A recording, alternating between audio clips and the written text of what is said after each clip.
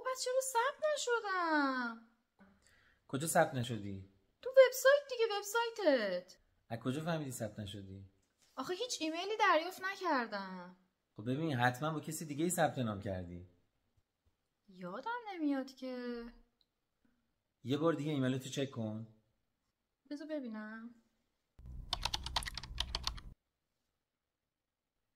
بابا راست میگی، یا ببین چقدرم ایمیل گرفتم. حالا چیکار کنم؟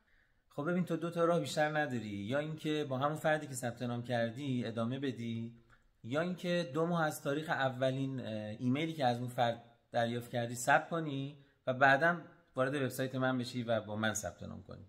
2 ماه؟ آره. ببینید دوستان، یکی از قوانین این بیزنس اینه که وقتی شما وارد فانل یه شخصی میشید و باهاش ثبت نام میکنی تا 2 ماه تو فانل اون شخص باقی میمونید و حتی اگه ثبت نام هم بکنید با افراد دیگه اونجا ثبت نمیشه اسمتون. ما هممون از یه سیستم تبعیت میکنیم و تنها تفاوتمون اینه که کوچ و منتورامون با هم فرق میکنه.